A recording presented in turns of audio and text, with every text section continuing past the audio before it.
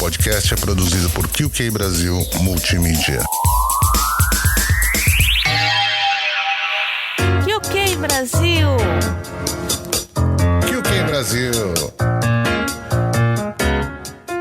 Domo, bem-vindos ao QK Brasil. Eu sou o Douglas. E eu sou a Sueli Gucci. Oi, galera. Muito contente de estar aqui novamente com vocês.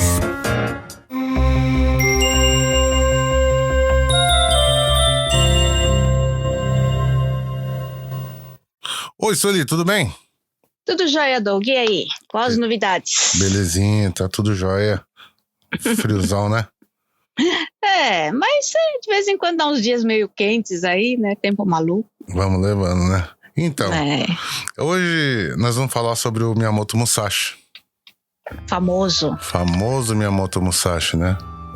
Pra quem conhece artes marciais aí japonesas, né? Exatamente. Bem conhecido. O grande samurai, né? A lenda, né? O grande Kensei, né? Eu vou falar, vamos falar então um pouco sobre ele, que é legal que, deixa eu deixar bem claro aqui para as pessoas que o que nós estamos falando aqui é uma coisa assim muito resumida, né? Sim, é uma história muito longa, né? É muito longa. Pô, o livro dele, né, o Musashi, né, do Yoshikawa Eiji, lançou, tem mais de 2.000 páginas, né? É muita história. Porque ele teve uma vida longa, na verdade, né? Para um samurai até que teve uma vida bem longa. Sim, para uma época que a pessoa vivia todo mundo morria cedo, né? Exatamente, viveu bastante, né? Então, no livro do Yoshikawa Eiji, né, a gente tem mais ou menos 2.000 páginas para lá. Então você vê que o que nós vamos falar aqui hoje é uma coisa bem resumida. Claro. Né? Mas mais ou menos quem tiver curiosidade, eu aconselho a ler esse livro, né? Musashi, né? De Yoshikawa Eiji. Que ele foi traduzido para o português pela Reiko Gotoda, né? Uma tradução assim muito bacana mesmo. É um livro que vale a pena. Quem quer conhecer o pensamento japonês tem que ler esse livro, né? Aliás, não é um livro, né? São 2 livros, né? Ele vem de 2 livros. 2 calhamaços de papel que você não...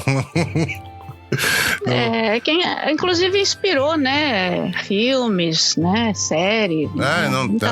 Tem mangá, tudo desenho, isso. E originalmente, né? O Yoshikawa Eiji, ele trazia esses... como se fossem contos, né? No jornal. Né, por um bom tempo. Então todo o livro, na verdade, é um apanhado desses contos do Miyamoto Musashi, né? Porque o pessoal não tem ideia de como a história japonesa é longa e tem muita coisa, né? Muita coisa. Coisa demais. Então, o conselho que eu dou, quem quiser, né? No Brasil tem, né? Quem quer em português, assim, a tradução é muito, mas muito boa mesmo. Vê-se que é uma coisa que foi estudada para fazer, não foi feito assim de qualquer jeito. Parabéns para Reiko Gotoda, né, que fez uma tradução muito legal, né? Mas aí a gente vai falar um pouco sobre a história dele, né? Resumida. Porque o Musashi, na verdade, ele não foi simplesmente um samurai, ele foi muito além do que isso. Ele foi exatamente. Ele tem uma coisa chamada, tudo que você vê, por exemplo, karatê do, né? Kendo, Judo, né? É exatamente isso, é o caminho, né? O caminho da técnica, o caminho da evolução, né? Então, o do significa caminho. Então, o Musashi foi uma das pessoas que ele andou por esse caminho, né? Da técnica, ele foi buscar. Era meio malucão ele, né? Na verdade. Não, verdade é essa mesmo, porque quando ele era criança, né? Quer dizer que ele era um cara meio... O pessoal meio que evitava ele na vila onde ele morava, né? Ele era uma pessoa meio instável, assim, né? Então, por várias vezes, inclusive pessoas que cruzaram o caminho dele, que entenderam ele, né? Ajudaram a direcionar ele, né? E ele é uma pessoa meio controversa, né? Sim. Ele teve isso na mente dele, né, em ser um samurai. Na verdade, o pai dele era um samurai, né? Mas eram assim, tem samurai alto escalão e samurai baixo escalão, né? Sim, sim. Então o pai dele era um samurai assim meio baixo escalão, né? Certo. E ele buscou a perfeição, né? Tanto que ele inventou o estilo das duas espadas, né? Que a gente vai falar aqui também. Então, já vamos avisando que é uma coisa bem resumida, simples, né? Bem simples, mas que mais ou menos dá um conhecimento pra história do Miyamoto Musashi, né? Que é, né? Beleza? Ok, vamos que vamos. Vamos que vamos, então, né? Então, ele foi conhecido como Kensei, né? Santo da espada. E a vida inteira ele dedicou à perfeição, né? Na arte da espada. Lutou mais de 60 duelos. Né? Duelo antigamente não era como duelo de ponto, não. É de vida e morte, né? De vida e morte, sim. Exatamente. Perdeu, já sabe o que aconteceu, né? Então, a maioria das vezes. Exatamente. E ele, não só o caminho da espada, ele também percorreu da arte, né? Como pintura, escultura, caligrafia, né? Poesia. Ele também gostava muito de meditação zen e budismo. Ele até se envolvia com coisas filosóficas, exatamente. E, sem contar isso, ele tentou mixar tudo isso dentro do estilo dele de luta, né? Que é uma coisa bem compreensível, né? A escultura, a pintura, né? Dentro do estilo de espada, né? Certo. Então, e ele também deixou um livro, aliás, um livro muito importante também, para quem quer conhecer estratégia, né? Inclusive, tem muitos empresários, né? Empresários americanos que usam esse livro aí para estratégia de negócios, né? Que chama Gorin no Sho, né? Ou o livro dos 5 Anéis. Dos 5 Anéis, sim. Exatamente. Sim. Parece que nesse livro dos 5 Anéis, né? Inicialmente se dá uma introdução a ele da infância, da criação dele, né? Sim. Que, ele, na verdade, nasceu numa província na época que se chamava Hirima, né? Que seria mais ou menos onde hoje é Honshu, né? Mais sim, lá em Honshu, próximo, né? Mais próximo ali de Hyogo, né? Atualmente, né? Província de Hyogo, né? E era uma época bem conturbada, né? De muita luta aí na história do Japão, né? Sim. Era uma época de embates, muito embates entre samurais, né? Entre os clãs, né? E, na verdade, isso era ligado aos clãs, né? Referente eles lutavam pela dominação ali das regiões, né? Exatamente. E, inclusive, é falado que naquela época era comum as pessoas mudarem de nome conforme eles iam passando as fases da vida, né? Sim. Quando é criança, né? É um nome, quando cresce é outro. Sim. Então, na infância, ele era chamado de Shinmen Takezo. Isso, né? Shinmen Takezo, né? E que ele recebeu as primeiras instruções do Kenjutsu, né? Que é a luta de espadas, né? Do pai dele, que era Shinmen Munisai. Isso, Shinmen Munisai, né? Porque o Kenjutsu, né? Na verdade, já fala tudo, né? Por isso que tem Kendo, né? Kendo. Sim. E Kenjutsu. Kenjutsu quer dizer a técnica da espada, né? Então não tinha esse negócio de do, era tudo jutsu, né? Então, por isso que tem jiu-jitsu, né? No Brasil o pessoal fala que é jiu-jitsu, né? Jiu-jitsu. Na verdade é jiu-jitsu, né? Do jiu-jitsu se transformou em judo, né? Então tem toda uma evolução do do, né? Certo.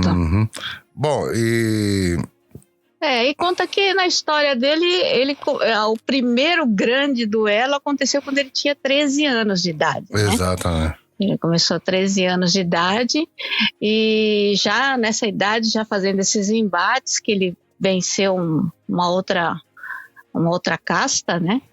E depois, com 16 anos, ele venceu um outro guerreiro, né? Um outro samurai, bem habilidoso, que era chamado de Tadashima Akiyama. Sim, né? Mas você tem que entender que nessa época, né, Sueli, que ele não era nem guerreiro, né?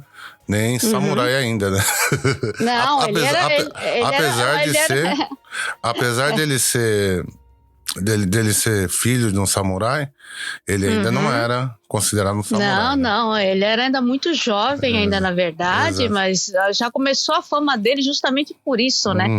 Com essa idade ele já conseguiu vencer, né, outros adversários super habilidosos, né? Então, e ele tem a coragem de enfrentar, né? Na verdade. Isso. O nome dele era, como é? Tadashi Makiyama, né? Isso. O guerreiro mais famoso que ele...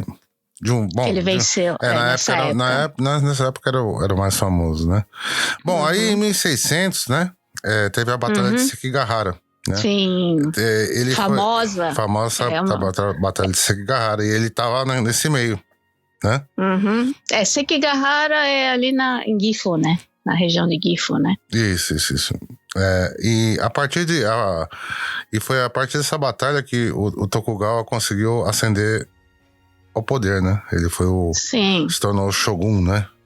Aí teve o início do período Edo, né? Que foi de 1603 a 1868.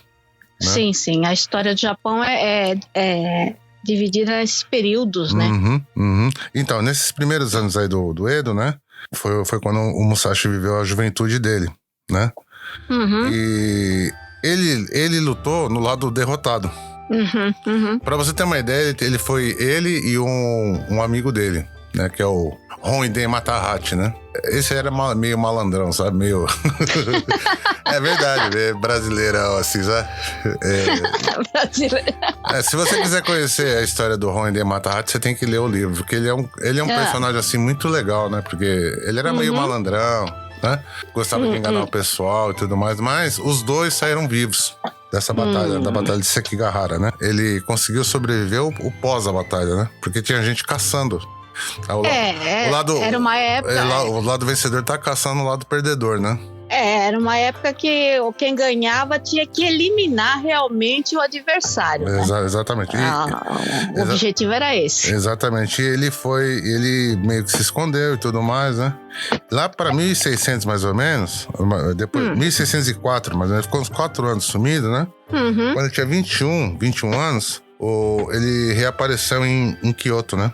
Porque nesse meio tempo, ele tava se batendo contra outros guerreiros e tudo mais, e vai ganhando fama. Nessa época também que ele teve 3 duelos aí com a família Yoshioka, né?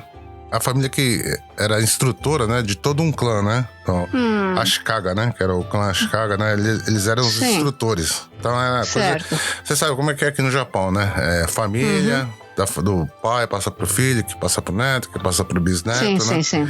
São os clãs mesmo, né? Então, mas dentro desses clãs, os próprios serviçais, as pessoas que trabalham para eles, né? Por exemplo, o professor, o cara que é instrutor do Kenjutsu, né? Era a família Yoshioka, né? E ele lutou com todos, né? Ele teve 3 duelos, né? Os 2 primeiros, ele enfrentou os irmãos Kenpo, né? Que era o Seijuro e o Denchijiro, né? E ele ganhou dos 2. Na verdade, eles não viam o Musashi só como um oponente, né? Eles viam ele como uma ameaça, né? Porque depois que matou os 2, né, sobrou só um filho, né? Entendeu? Certo. Então, o resto do clã todo, dos descendentes do Yoshioka, né? Eles marcaram um duelo com ele, né? Porque só sobrou um. Então, o último da linha sucessória do clã Yoshioka era o Matashi Chiro, né? Que tinha só 13 anos. Então, o Musashi pensou que ele queria apagar o nome dos Yoshioka, né? Sim. Então, dos irmãos Kenpo, do Seijuro e do Denchiro, né? Como tinha esse menino, aí tinha que ter um embate. Só que o menino foi acompanhado de um monte de... Como eu posso dizer pra você? De discípulos. Sim, tinha os discípulos da família, né? Exatamente. Então eles todos, né, tentaram meio que fazer uma armadilha pra ele, né? E ele conseguiu, não sei, reza a lenda, isso aí já não tô falando pra você Sim, que é... reza a lenda que ele venceu todo mundo. Ele tinha mais quase 60 pessoas, né? Quase 60, ele venceu todos, né? Uhum. E como o foco dele era acabar com o clã Yoshioka, né? Ele decapitou o menino, né? Pra não ter mais ninguém do clã Yoshioka pra ensinar, né? Certo. Obviamente, se alguém que aprendeu, obviamente vai ensinar o estilo, mas ali já estava morto, né, o legado dos Yoshioka, né? E ele ficou muito famoso por causa disso aí. Sim, né? sim. Eu acredito que, na verdade, ele deve ter vencido alguns e o resto desistiu, eu acredito, né? Porque uma coisa é... Bom, você tem 1.600, né? 60, o cara se bater com 60 pessoas, ou os caras é muito ruim, né? Ou esse Musashi, pelo amor de Deus, era o... Né, bom, Era o cão. era o cão, né? Bom... Ele já tem um histórico, né? Bom, sim, isso ele era, já tinha histórico de criança, né? Então, ele parece que ele começou aí uma peregrinação, né? Viajando, né? Pelo Japão. Ah, sim, né? Isso é um Musashugyo, né? Que chama, né? Essa peregrinação guerreira, né? Buscando adversários, na verdade, exatamente, né? Exatamente. E aí a sua fama foi se espalhando, né? Principalmente depois de acabar com o clã do Yoshioka, né? A academia do Yoshioka, né? Destruiu de vez aqueles seguidores, né? E ele acabou encontrando outros grupos, né? Na verdade. Grupos, bom, foi só com os monges, né, do templo Hosoin. Né, que tinha o estilo Shojutsu, né? Que sim. era a técnica da lança, né? Que ele se bateu ali, mas assim não foi uma coisa tão violenta, né? Ele, na verdade, ele queria mostrar superioridade. Exatamente. Né? Ele queria mostrar superioridade. Nem todos os adversários ele eliminou, mas desde que ele vencesse, né? Exatamente. Esse era o mais importante, né? Exatamente. Inclusive, depois teve o Musogonosuke, né? Musogonosuke, né? Então, também era muito famoso, né? E ele também tiveram uma luta e no fim o Musogonosuke acabou se tornando um seguidor dele, na verdade. Né? Exatamente, aprendendo com... Foi andar com o Musashi para aprender com ele, né? Sim, a técnica dele. Exatamente, e a gente tem que lembrar também que o Musogonosuke, né? Ele foi o fundador do estilo Jojutsu, né? Ele tinha criou uma outra técnica, né, diferente, que era a técnica do bastão, né? Exatamente, porque o Musashi, por que o Musashi permitiu, né? Porque né, embora ele tenha vencido o Musogonosuke, né? No livro, né, conta, né, que ele ficou espantado, né? Porque ele via que o bastão dele, o bastão ficava comprido, ficava curto, ele viu o bastão passando por tudo que era lugar, né? Ele ficou meio que assustado com isso aí. Né? Então, talvez era uma técnica diferente. Exatamente, ele tinha uma técnica muito boa, né? E o Gonuski, nessa época também, ele andava com a mãe dele, né? Tem isso. Porque o Gonuski, ele... Tipo assim, o Musashi era muito famoso naquela época, né? E se o moço se batesse com o Musashi e ganhasse do Musashi, então ele ia ficar famoso, né? Ia ser uma coisa pra honrar a família dele, né? Sei. Então, meio que né, ele tava procurando o Musashi pra tentar vencer o Musashi. Mas como ele perdeu, né? Ele era uma boa pessoa, né? Como era escrito no livro, né? Aí, a mãe dele, né? Parece que depois disso deixou ele andar com o Musashi sozinho um tempo e voltou pra casa dela, né? Certo. Né? Ela estava em boas mãos, ela achou que ele estava em boas mãos. Porque ele, na verdade, foi aprender com o Musashi, mas o Musashi também, que não era bobo nem nada, ele sacou que também queria saber qual era a técnica que ele fazia com o bastão também. Né? Exatamente. Ali houve uma troca, né, na verdade. Exatamente, né? Mas aí depois disseram que houve mais um segundo embate entre os dois, né? Então, esse embate aí, no livro, né? Eles contam que o Musashi mesmo fala que o Musa Gonuski, ele não fala que ganhou. Mas o Musashi fala que ele perdeu porque encostou o bastão na roupa dele, né? Então ele considerou que era... Mas assim, ninguém fica falando muito, assim, não era claro, entendeu? Eles se bateram nesse segundo porque o Gonuski pediu pra ele, né? Eles já eram meio que... Não eram amigos, né? Não tem esse negócio de amigo, né? Antigamente, né? Mas eles andavam juntos, um respeitava o outro, né? Também teve o Shishido, né? Teve um outro de uma técnica diferente, né? Que era o Shishido Baiken, né? Isso. Que, na verdade, ele era um especialista em kusarigama, né? Isso. A técnica que usa a foice e a corrente, né? E que é uma arma mais exótica, né? É uma arma mais difícil de manejo. É bem difícil por causa da corrente, né? Sim. Tem toda uma técnica, e é uma técnica bem, bem complicada, né? E ainda é praticado, né? Os estilos, né? Sim. E o Baiken, né? Na verdade, também andou com eles um tempinho, né? Porque quando você entende que essa caminhada, né? Essa peregrinação que o Musashi estava fazendo, ele absorveu o conhecimento dos adversários, né? Na verdade, era uma peregrinação justamente para fazer esses embates, mas era para haver uma troca de conhecimento aí, né? Era uma coisa para se aproveitar para conhecer. Era uma troca forçada, né, sabe? Não, eu sei, mas aproveitava-se para aprender coisas novas, né? Exatamente. Ele foi fazendo essa caminhada, né? Até chegar Ele teve um duelo muito importante, que inclusive foi o mais famoso, mais conhecido, né? Que foi o duelo com o Sasaki Kojiro, né? O Sasaki Kojiro, ele fundou um estilo, chamava Ganryu, né? Ele era um dos mais habilidosos, né, samurais daqueles tempos, né? Certo. E ele também tinha uma espada... Ela era mais comprida que o normal, né? Ele já era um cara que, assim, era diferente do Musashi. O Musashi era o caixa baixa dos samurais, entendeu? O pai dele não era aquele... Mas já o Kojiro, ele já vinha de uma linha, assim, de... Uma linhagem, né? Com mais nome, né? Exato, com mais nome e tudo mais, né? Ele estudou o Toda Seigen e Kanemaki Jisai, né? Então, quer dizer, ele estudou com os mestres mais famosos, né? Famosos, Exatamente. Estudou também com o Itosai, né? Que foi o fundador do Itoryu, né? Que é um dos mais importantes que tinha na época. Quer dizer, ele já vinha de uma linhagem mais... Como eu posso dizer para você? Ele tinha mais alcance, né? Ele estudou... Se fosse hoje, ele estudou em escolas boas e o Musashi veio da escola pública, né? Que o Musashi, na verdade, era o chamado Ronin, né? Era aquele que não tinha mestre, né? Então, o Ronin nessa época, né? Tem dois tipos de Ronin, né?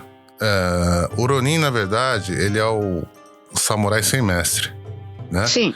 Então, por exemplo, você trabalha pro clã X, né? Aí o Daimyo, né? Daimyo é o senhor feudal, né?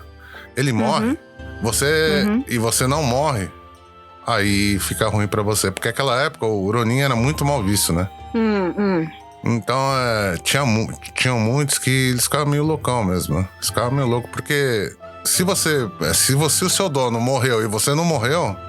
Porque justamente naquela época o seu patrão morria, né? O líder o Daimyo, seu né? o seu senhor feudal, ele morria, você tinha que fazer o seppuku, né?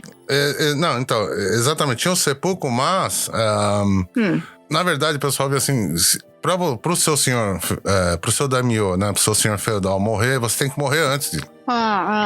Entendeu? Tinha gente que não tinha. Então era muito mal visto o Ronin naquela época, né?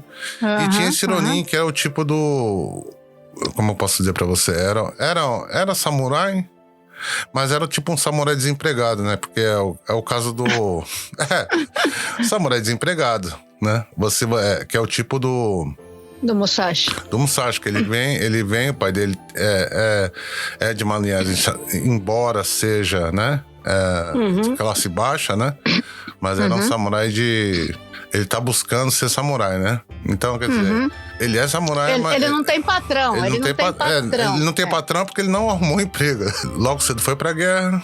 Da guerra ele saiu por aí peregrinando pra ele conseguir melhorar a técnica dele e fazer o nome dele, né? Uhum. Então, quer dizer, ele era um Ronin, claro, né? Mas o Ronin não era uma pessoa bem vista naquela época, né? Certo. Entendeu? Já o Kojiro ele já tinha toda uma linhagem, né? Todo mundo sabia que ele era samurai, ele não era pobre, né? Tem que lembrar que ele não era pobre também, né? E ele não era é outro tipo de pessoa, né? Era outro tipo de... Certo, uma outra classe. Outra classe, exatamente. O Kojiro meio que tava caçando o Musashi, e o Musashi meio que tava, como eu posso dizer pra você, se desviando, era a estratégia dele, né? Então, até que os dois conseguiram marcar um duelo, né? Porque o Musashi ia pelo Japão e o Kojiro, ele ia atrás, né? Buscando o Musashi, mas nunca conseguiu encontrar. No dia que eles se encontraram, marcaram um duelo, né? Certo. Aí eles conseguiram a permissão, né? Pra duelar, né? Ele conseguiu... Porque na verdade o Kojiro, ele tinha que dar satisfação pro seu feudal dele, né? Isso, exatamente, com o Hosokawa, né? O senhor dele tinha que dar permissão para ele entrar em combate com o Musashi, no caso. Exatamente, né? Eles conseguiram isso daí, né? E o senhor feudal, né? O Daimyo, né? O Hosokawa, achou que o Kojiro ia ganhar, não tinha como, né? Porque o Kojiro, ele teve essa época dele dar aula também, né? Ensinar as pessoas, né? Mas ele era um cara muito duro, né? Então os caras tinham muito respeito com ele, né?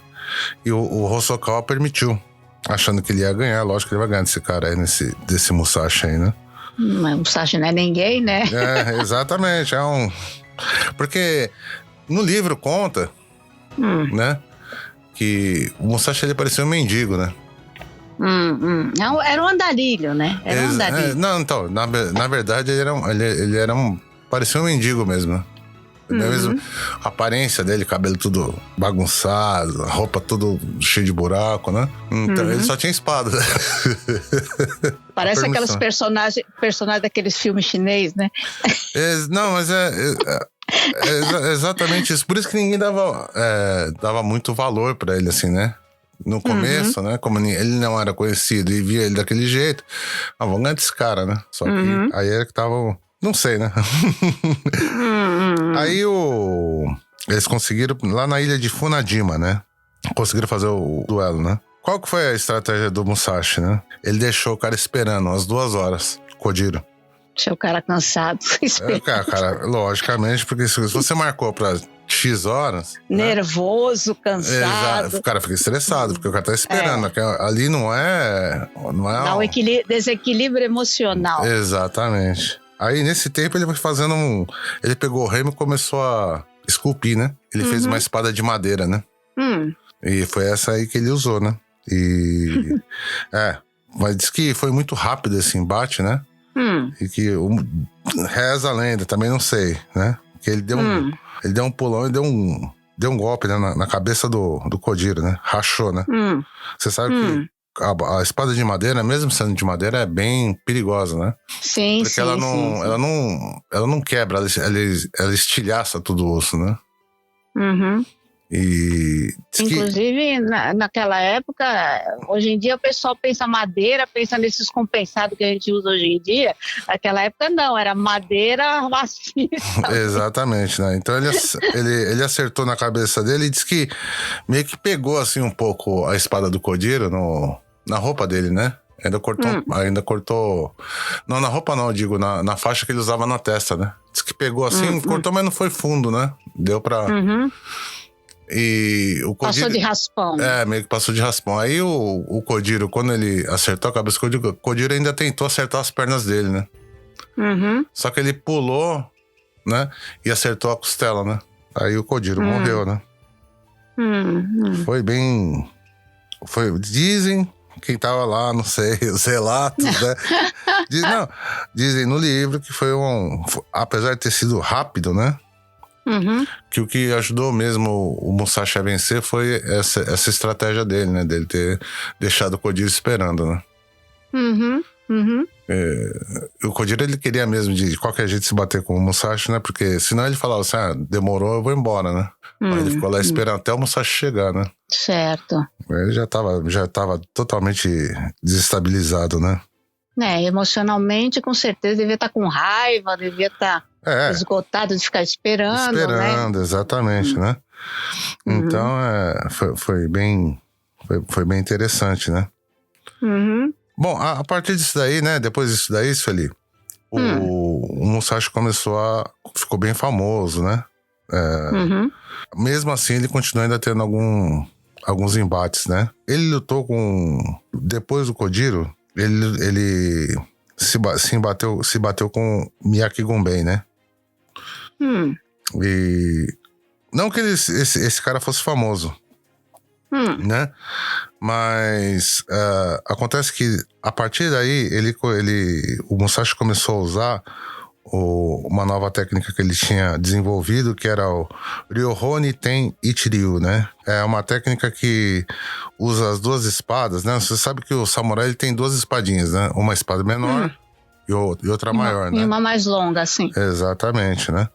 Então, esse Miyake Gunbei, né? Diz que atacava o Musashi de todo jeito, né? E toda hora o Musashi bloqueava, né? Entendeu? Aí ele foi querer enfiar, tipo dar uma estocada, né? Com a espada dele, e o Musashi mesmo com a espada curta, né? Ele tirou com a espada curta e cortou esse Gunbei com a comprida. Com a longa. Exatamente, sim. Né? Não matou, né? Só fez aquele cortinho assim. Imagina, né? Um corte de espada samurai, né? Um de katana, um corte de katana é ferrado, né? Exatamente. Aí o Gunbei reconheceu que, logicamente, que o Musashi era o cara, né? Ele pediu desculpa pro Musashi, né? Por ter desafiado ele, né? E pediu pra se tornar o discípulo dele. A fama começou a trazer os discípulos para ele, exatamente. Né? Então, mas é diferente de hoje, né? Que o cara vai lá, faz academia, então, não. Lá o cara tem que merecer mesmo para ser discípulo do cara, né? Você tem que provar na prática que você é bom, né? Que era o que acontecia. O pessoal tinha que se embater para conseguir ganhar fama, que foi o que ele fez, né? Exatamente. Nesse tempo todo, né? Para conseguir o respeito dos outros, para ele começar os outros que estão ali, mesmo quem está começando ou quem já tem uma certa aptidão, começar a querer aprender com ele e se tornar discípulo, né? É verdade, era assim e o Musashi conseguiu isso e também é bom observar nessa época também a forma como era feito, né, os embates, né,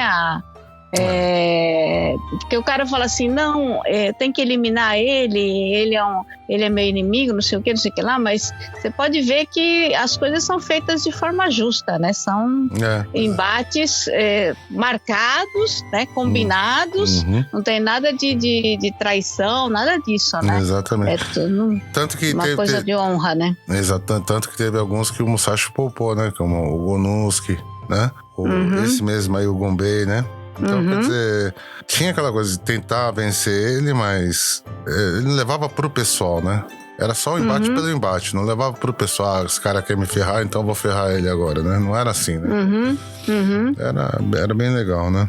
Tanto que ele começou a ser aceito, né, em rodas, né, de pessoas de um nível social mais elevado, né? Sim. Dentro dos feudos, personalidades mais importantes na época, né? Exatamente. Ele começou a ter contato, que nem o monge Takuan Sorro, né?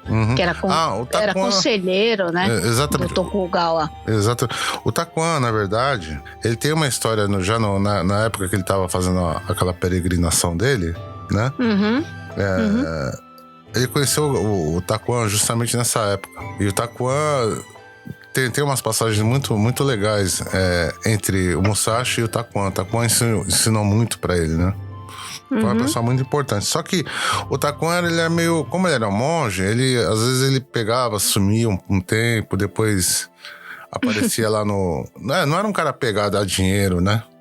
entendeu? Sim, era um monge, Era um né? monge, era um monge, mas assim, muitas vezes ele ia peregrinar, né, pra ter iluminação. Foi numa das peregrinações que os dois se encontraram. Ele gostou do Musashi, né? Então ele ajudou muito o Musashi também nessa caminhada, né? É porque, na verdade, o Musashi, ele não procurava apenas a parte dos combates, dessas coisas, né? Exato. Ele também, na verdade, ele fez a peregrinação justamente para achar o caminho dele, né? Exato. Ele queria entender, né, a vida dele, né? Por que ele vencia todas essas batalhas, né? Exatamente. Porque ele realmente tinha a parte física melhor, ele tinha os adversários que não estavam bem preparados, né?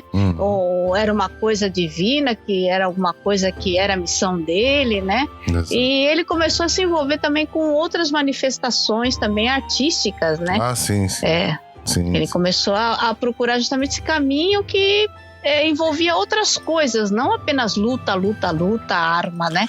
Porque mais ou menos quando ele estava ele já tinha 50 anos de idade, né? Ele meio que entendeu a estratégia toda, né?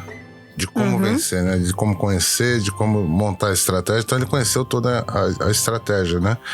Que ele mesmo construiu durante esse tempo, né? E aí ele percebeu o caminho em tudo, né? Sim. Tudo tem uma estratégia, tudo tem uma forma de fazer as coisas, né? Então ele começou a entender tudo isso aí. Então mesmo assim ele fez... ele teve no meio da pintura, né? Escultura, caligrafia, né? Que é o Shodo, né? Inclusive ele teve uma época que ele abriu uma escola de caligrafia, de Shodo, né? Isso aí não sou eu que tô falando, tá no livro, né? Diz que ele era meio ruim, assim, tinha umas letras meio feias, né? Pra quem não sabe, né, o Shodo é aquela técnica dos pincéis, né? De escrever com pincel. Exato. Até hoje tem muitas escolas, né? Shodo, né? As crianças têm que fazer Shodo na escola, né? Isso. Porque antigamente a escrita era feita dessa forma, né? Exatamente. Então, eu não sei, tá escrito, não sou eu que tô falando. Diz que ele era meio ruim, né? Mas tudo isso aí, ele conseguiu entender, né? Como alcançar o que ele queria, né? A perfeição pra ele, né? Entendeu? É que você sabe que essas formas de arte também, ela tem uma coisa, né? Ela mexe com a sua, como diz assim, por exemplo, o Shodo, né? Ela te ensina a ter firmeza e ter delicadeza. Delicadeza, exatamente. Que são coisas que você também aplica dentro das artes marciais. Exatamente. Foi, né? Para ele, exatamente. Por isso que ele tentou... Ele fez esse caminho também, né? Depois que ele já entendeu, que ele construiu, né? Porque o Shodo, eu tô falando isso antes dele concluir a caminhada dele, né? Praticamente, né? Sim. Então daí ele foi pra fazer outras coisas, logicamente, com a pintura, o Shodo, né? Escultura também, né? Justamente por isso, porque ele entendeu já qual que era a técnica, né? Qual que era a estratégia que ele tinha que ter pra fazer. Por isso que ele deixou, né? Tem pinturas dele, tem escritos dele, né? Até hoje, né? Ele foi importante porque ele deixou a coisa também registrada, né? Exatamente. Ele não deixou, não foi simplesmente os outros contar a história dele, ele mesmo. Ele deixou os registros dele, né? Exatamente. E, inclusive, um grande amigo dele, né? Que foi o Hosokawa Tadatoshi, né? Que era um senhor feudal, né? Ele ficou um tempo no castelo, né? Era um castelo, naquela época era castelo. Exatamente. Então ele deixou muita coisa escrito lá, na casa dele, né? Sobre técnica, sobre um monte de coisa, né? Daí, pra depois, né? Se autoexilou por uma caverna, né? Onde ele escreveu o livro dos 5 Anéis. Certo. Ele deixou todos os ensinamentos dele, né, pro discípulo, né? Teral Magonojo. Nunca ouvi esse nome. Magonojo. Então, um nome diferente, né? Exatamente. Quando ele estava lá na casa do Hosokawa, né? Hosokawa Tadatoshi, né? Ele deixou... ele registrou, né? Deixou registrado o estilo dele, né? o jeito dele pensar, né? Ele deixou 35 artigos da arte do Kenjutsu. Lá, né, aí na caverna ele escreveu o Gorin no Sho, né, que é o livro de estratégia dele. O né? livro, sim. Exato, que é muito importante, é um livro muito importante. Pessoa, quem puder ler, lê esse livro, que é um livro muito... Porque ele tá falando da espada, né? Sim. Mas não é sobre a espada, é sobre a estratégia, né? Em tudo A estratégia, sim. A estratégia é de luta, né? Exato. Não, a estratégia que eu tô falando é a estratégia de tudo. Pra tudo. Sim. Você tem você entende que você pode criar uma estratégia, né? Tanto que quantos anos? 400, 500 anos depois, os empresários dos Estados Unidos, né? Então, usam isso, né, como guia, né? Pra você ver como é eficiente, né? Então, ele deixou, né? Yoho Niten Ichiryu, né? Ele ensinou pros discípulos dele. E nesse meio tempo ele também começou a estudar o budismo, a meditação, né? Dentro da caverna. Aí em 1645, ele faleceu. 19 de maio de 1645, né? Ele pediu que fosse enterrado com a armadura dele, né? Certo. Inclusive ali em Kumamoto, né? Isso. O túmulo dele tá ali no parque de Musashizuka, né? Isso. Tem muita gente que, aliás, nem sabe, né? Tem muita gente que nem sabe que lá dentro desse parque tem o túmulo dele lá, né? Exatamente. E é um cara assim muito... Como eu posso dizer pra você? A história do Musashi, né? É importante não pra... Não tem, logicamente, a parte que eu sempre falo, né? A parte do lutador. Tem que ter uma aventurazinha, alguma coisa, né, Sueli? Mas eu acho que é importante pra pessoa entender como pensa o japonês, né? Qual o pensamento, como é que o espírito japonês funciona, né? Porque o Musashi, ele teve um diferencial. Ele nunca se ligou, por exemplo, a nenhum feudo, né? Ele nunca porque os outros samurais, eles todos eram ligados, né? Porque você senhor sabe, né? feudal, né? Se você trabalha para um senhor feudal, você vai ter que trabalhar sempre, né? Você exatamente. Então, ele tinha essa liberdade, né? Ele frequentava vários feudos, né? Exatamente. Era uma pessoa livre, né? Exatamente. Muito embora ele conseguiu ser conhecido, né?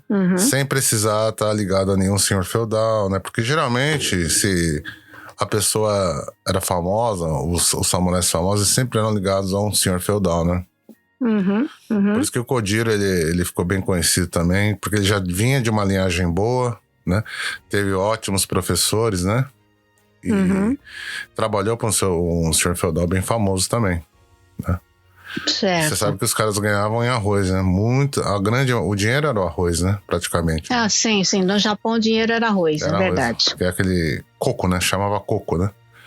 Os caras ganhavam mais ou menos 300, 400 coco, né? Coco que é aquele... Como é que é? Tipo um barrilzinho de palha, Sueli? Você já viu a medida, né? O cesto, tipo cesto. Né? Cheio de arroz, né?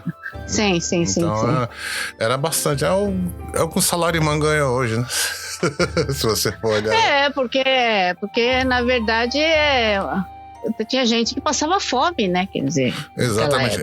Tem muita gente que acha estranho o pessoal falar que usar a medida de arroz, né? Mas antigamente a medida era de arroz, né? E no Japão, antigamente, isso antigamente, né? Por exemplo, se eu pedisse a mão da filha de uma pessoa em casamento, e o cara prometia pra mim, eu tinha que deixar um arroz, né?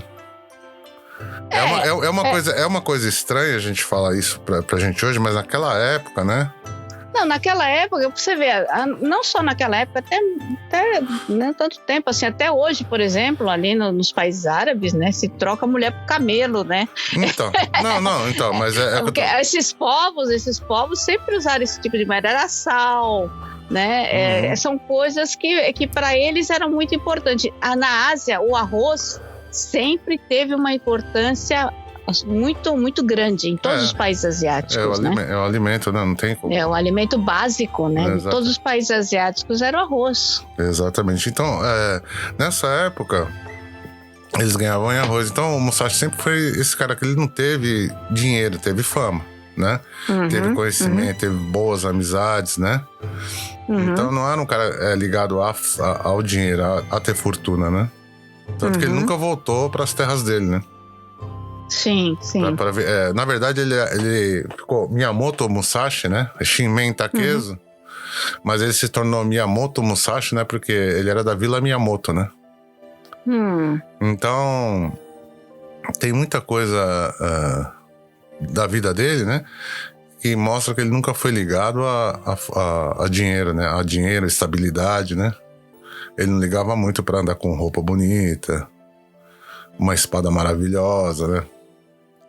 Então, pela fama dele, ele deve ter ganhado muita coisa desses senhores feudais, né? Comida, ficar na casa dos caras, né? Sim. Então, sempre foi assim, sempre foi meio largadão mesmo. Ele tinha uma vida diferente, né? Ele tinha uma filosofia de vida diferente. Exatamente. Né? E tanto que o legado dele, né, foi muito maior do que a vida que ele viveu, na verdade, né? Sim. Porque ele deixou a história dele, deixou os livros dele, né? Deixou o estilo dele, né? No Brasil, tem o Instituto Niten. O estilo que eles ensinam é o mesmo do Musashi, né? Certo. Então tá até pra você ter uma ideia, tá até no Brasil, né?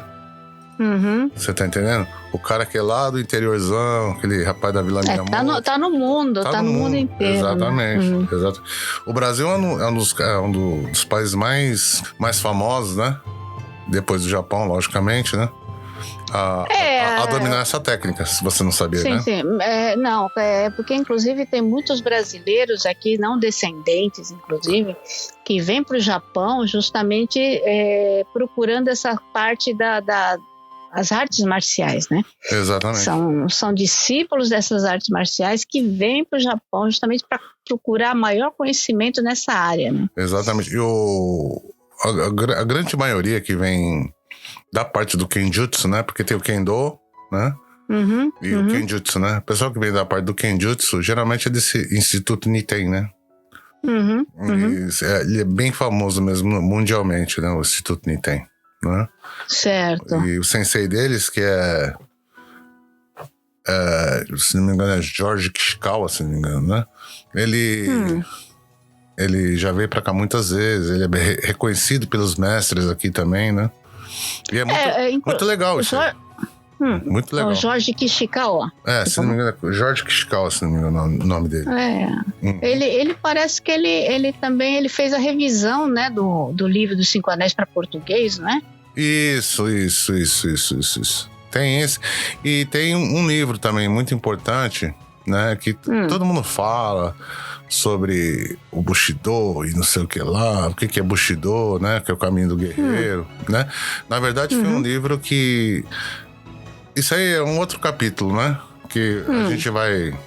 Eu acho que seria bom a gente falar, né? Que é sobre... Ele moldou toda uma sociedade, né? Que foi escrito por um outro... Por um daimyo, né? Um cara... Uma outra pessoa, né? Que é sobre a postura do que o samurai tinha que ter, né? Ah, tá. Porque o samurai, antigamente, né? Os guerreiros, né? Os samurais, como a gente conhece, né? Não tinha essa postura que eles têm hoje, né? Quer dizer, hoje... Mas é hoje, porque o espírito samurai, ele nunca morre, né? Sim. O cara, às vezes, não tá lutando com a espada, tá lutando com outras armas, né? Eu digo... O espírito, a filosofia. Exatamente. Né? A filosofia samurai, que ela não é uma coisa que ela não morre, né? E tem o livro do Bushido, que é o Hagakure, né? Inclusive, na época da guerra, né? Uma coisa bem curiosa, né? Todo mundo recebeu esse livro, né? O Hagakure, né? Só que o Hagakure, ele é uma obra gigantesca, né? Assim, é bem grande, né? Porque esse daimyo, se não me engano, é Yamamoto o nome dele. ele ia editando e o cara ia escrevendo qualquer postura que o samurai tem que ter, mas desde do começo até... Você tá entendendo? E eles fizeram tipo uma versão resumida na guerra, né? E ele dava para os japoneses lerem, né? Certo. Entendeu? Quer dizer, o cara pegou o que era interessante para eles, né? E só deu... eles pegaram o que era interessante para a guerra, né? Para incentivar. Para a época, né? Para época, né? Exatamente. E fez esse compilado pequeno. E deu Que era interessante para o exército, né? Exato. Não, é isso que eu tô querendo dizer, né? E tanto que eles deram espadas, né? Para tentar... Como eu posso dizer para você? Para tentar incentivar as pessoas a ter o espírito japonês, né? Você entende o que eu quero dizer, né? O espírito ancestral, né, daquela época. Exatamente, do povo guerreiro e tudo mais. Sim, então eles fizeram um monte de espadas de samurai, mas você sabe como é que é, né? Feito em longa escala, não é... Não, é claro. Era uma coisa simbólica, vamos dizer assim, né? Não era simbólico, era funcional, só que não era uma qualidade ruim, né? Mas é claro, não é a mesma coisa dos samurais, que era uma feita à mão, é outra coisa. Exatamente, foi em produção industrial que eles fizeram, né? Porque na época dos samurais era feito, além de ser artesanal, ele era próprio para aquela pessoa, né? Era feita visando aquela pessoa que ia manusear o negócio. Exatamente. Então, só mudando um pouquinho de assunto, a gente já vai para a arte, para a espada, né? Nessa época, o Kajaya é tão importante quanto o samurai, né? Porque o Kajaya é o cara que faz a espada, né? Sim. O ferreiro, né? Ele só... exatamente. E dependendo... Reza uma lenda que para você conhecer a alma da espada, você tinha que ir num córrego, né? Espetar ela no chão e a folha que vinha, se ele cortava no meio, era uma espada de matador, né? Sim, a lâmina, né? A lâmina... Teste da lâmina, né? Da lâmina de destruição, né? E quando não era só para se defender, a lâmina, as folhas se desviavam, né? Mas isso aí é folclore. Mas é a importância naquela época, né? Tanto na Europa, né? Também tinha isso, né? Exato. Nos feudos europeus também, né? A importância, né? Da arma, né? Da espada, no caso. Exatamente. Mas isso aí num próximo capítulo a gente fala, né? Como eu disse, como a gente disse aqui, é uma coisa bem... resumida, né?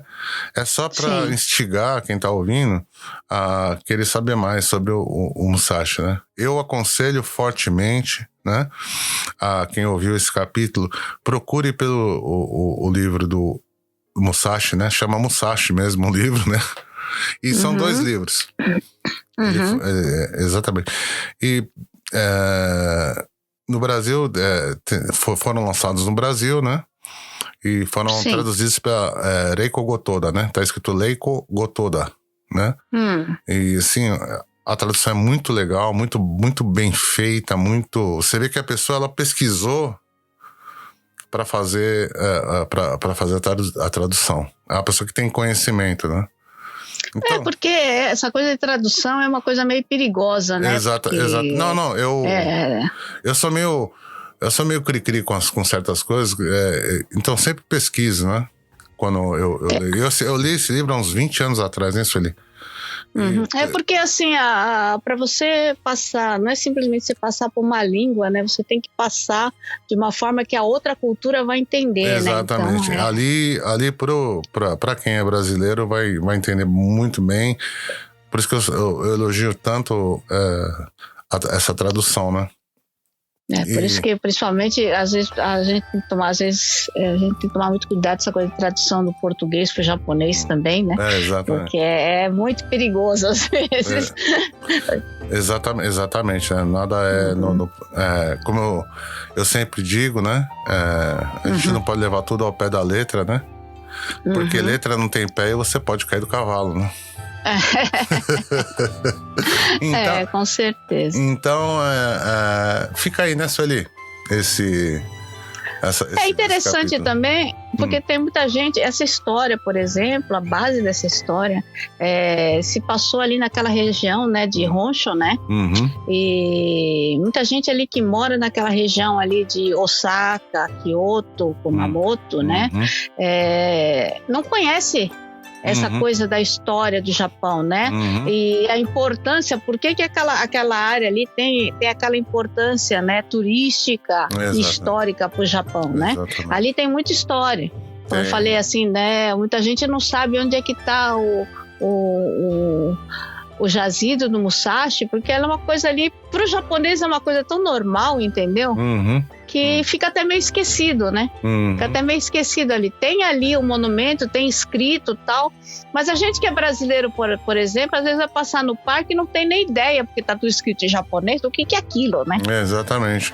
E mesmo lá na ilha de Funajima, né? Lá em Funajima, né? Eles deixaram uma estátua, né? Que é o Miyamoto Musashi e o Kojiro no embate, né? É bacana isso aí, né? Você ler no livro e você poder ter... Porque é acessível para quem tá aqui, né? Não é tão... Sim. Não é hoje em dia não é tão distante, né? Pra quem quiser conhecer, é muito bacana mesmo, né? Inclusive aquela região ali da Batalha de Sekigahara, né? Ela é considerada um local meio mal assombrado. Não, mas então, por isso, sabe por que eu tô falando para as pessoas para lerem um livro, né? Porque exatamente é isso. A gente tá falando assim, como eu posso dizer para você, só um resuminho bem leve, né? Para deixar a pessoa curiosa para ler. Quem lê esse livro vai entender. Porque em Sekigahara, quando tinha as batalhas ali, tinha as crianças que iam recolher armadura e recolher espada, porque você sabe como é que ficava o campo, né? Depois das batalhas, né? Sim. Então tem toda uma história. Inclusive quando tem aquele no final do ano tem 2 flechas também, né? Não sei se você sabe que o pessoal leva uma flecha pro templo. Você vê no final do ano muita gente que leva, né? Isso aí também é por causa da época das batalhas. Exatamente, né? Então é uma coisa bem interessante pra gente conhecer, né? Eu sempre falo que se a pessoa puder conhecer os templos, né? Porque a gente vai nos templos e tudo mais, assim, mas ninguém se pergunta, né? Por que desse templo? O que esse templo tem, né? Porque as maiores riquezas do Japão históricas estão nos templos. Sim. Então você vai encontrar muita arma dentro de templo, né? Você vai encontrar arma do século... Coisa do século XV, século XIV, né? Então tem muita coisa assim dentro desses templos, né? Muitas imagens que vêm há quase milênios. Seria milênio, será? Algumas sim. Alguns lugares tem coisas muito, muito antigas, né? Por isso que são muito respeitados os templos, né? Então é legal a gente conhecer, né? Quem puder, quem tiver oportunidade, por favor, leia o livro. Quem tiver interesse, logicamente, na cultura japonesa, né? Que tiver acesso, leia o livro do Musashi, que é o melhor livro para você conhecer o pensamento do japonês, né?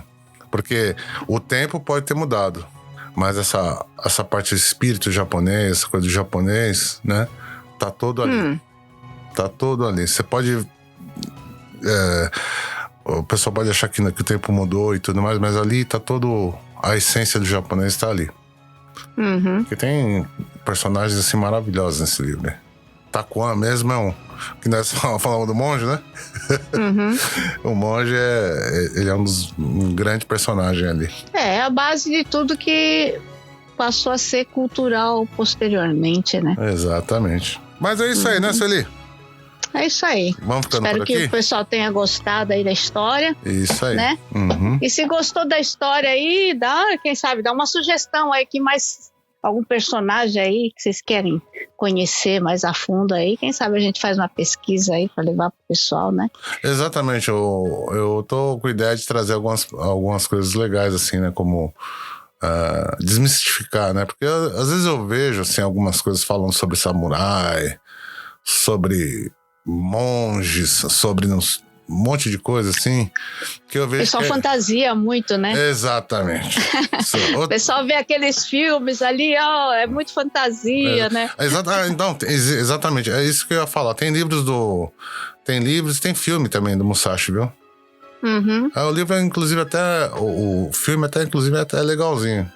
Mas eu aconselho quem quiser ler o livro, assim, que é mais bonito, mais bacana, assim, tem uma... É que o filme, normalmente, o pessoal põe um pouco de romantismo ali no meio, né? Muda um pouco a história pra ficar mais, né? Mais interessante, né? Mas para ter uma ideia da história, assim, pra não ficar, assim, passar totalmente cego, né? Não, com certeza, com certeza. É bom. Sim.